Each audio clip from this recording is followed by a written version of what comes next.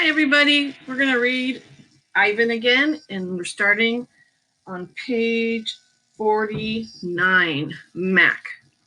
Usually Mac leaves after the last show, but tonight he is in his office working late. When he's done, he stops by my domain and stares at me for a long time while he drinks from a brown bottle. I think that brown bottle is a hint about something. George joins him, broom in hand, and Max says the things he always says. How about that game last night? And business has been slow, but it'll get better, you'll see. And don't forget to empty the trash. Mac glances over at the picture Julia is drawing. What are you making? He asks.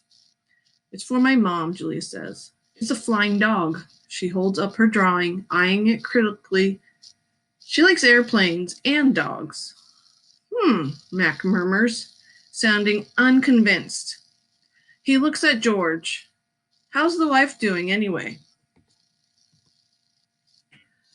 About the same, George says. She has good days and bad days. Yeah, don't we all, Mac says. Mac starts to leave, then pauses. He reaches into his pocket, pulls out a crumpled green bill, and presses it into George's hand. Here, Mac says with a shrug. Buy the kids some crayons. Mac is already out the door before George can yell, Thanks. Thanks. Not sleepy. Stella, I say after Julia and her father go home, I can't sleep. Of course you can, she says. You are the king of sleepers. Shh, Bob says from his perch on my belly. I'm dreaming about chili fries. I'm tired, I say, but I'm not sleepy. What are you tired of? Stella asks. I think for a while. It's hard to put into words. Gorillas are not complainers. We're dreamers, poets, philosophers, nap takers. I don't know exactly. I pick up my tire swing. I think I may be a little tired of my domain.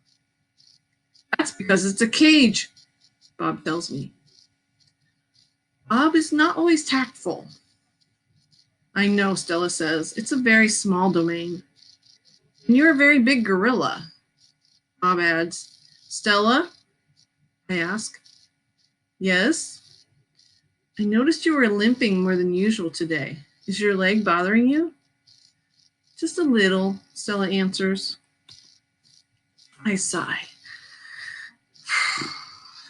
Bob resettles. His ears flick. He drools a little bit, but I don't mind. I'm used to it. Try eating something, Stella says. That always makes you happy. I eat an old brown carrot. It doesn't help. But I don't tell Stella. She needs to sleep. You could try remembering a good day, Stella suggests. That's what I do when I can't sleep. Stella remembers every moment since she was born. Every scent, every sunset, every slight, every victory. You know, I can't remember much, I say.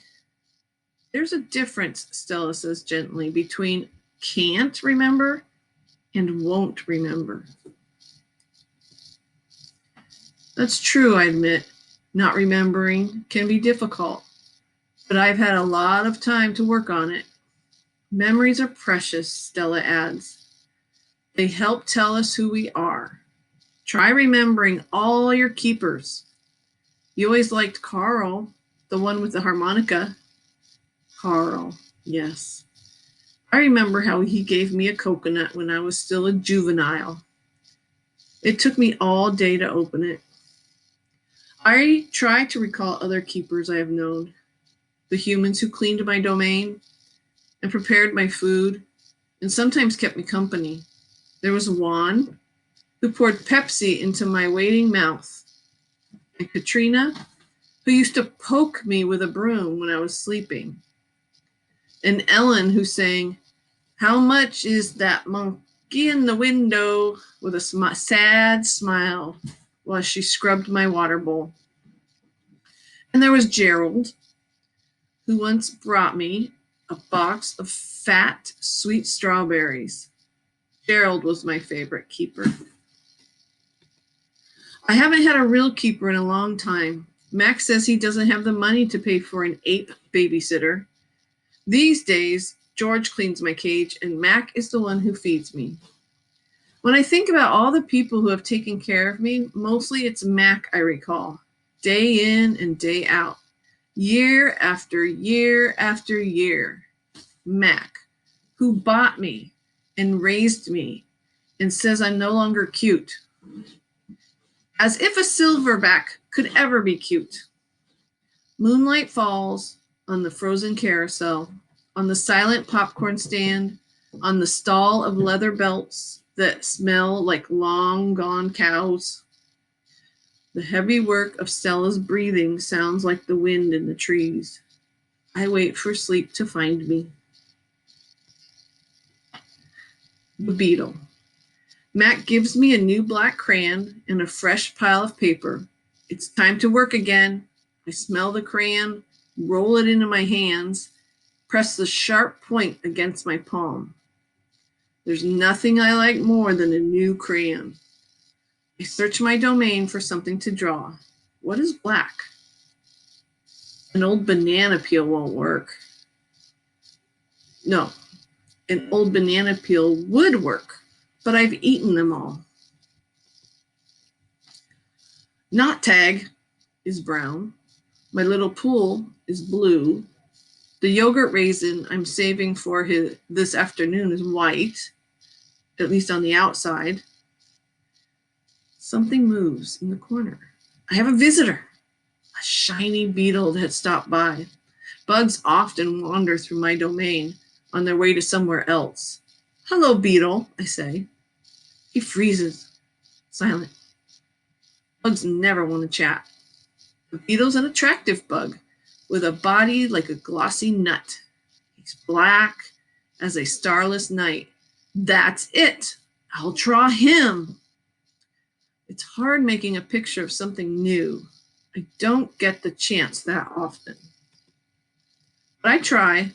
I look at the beetle, who's being kind enough not to move, then back at my paper. I draw his body, his legs, his little antennae, his sour expression. I'm lucky. The beetle stays all day. Usually bugs don't linger when they visit. I'm beginning to wonder if he's feeling all right. Bob, who's been known to munch on bugs from time to time, offers to eat him. I tell Bob that won't be necessary. I'm just finishing my last picture when Mac returns. George and Julia are with him. Mac enters my domain and picks up a drawing. What the heck is this, he asks. Beats me what Ivan thinks he's drawing. This is a picture of nothing, a big black nothing. Julia's standing just outside my domain. Can I see, she asks. Mac holds up my picture to the window. Julia tilts her head. She squeezes one eye shut. Then she opens her eye and scans my domain. I know, she exclaims. It's a beetle. See that beetle over there by Ivan's pool? Man, I just sprayed this place for bugs. Mac walks over to the beetle and lifts his foot. Before Mac can stomp, the beetle skitters away, disappearing through a crack in the wall. Mac turns back to my drawings. So you figure this is a beetle, huh? If you say so, kid. Oh, that's a beetle for sure, Julia says, smiling at me. I know a beetle when I see one. It's nice, I think, having a fellow artist around. And that is the end of part 7. That's coming later.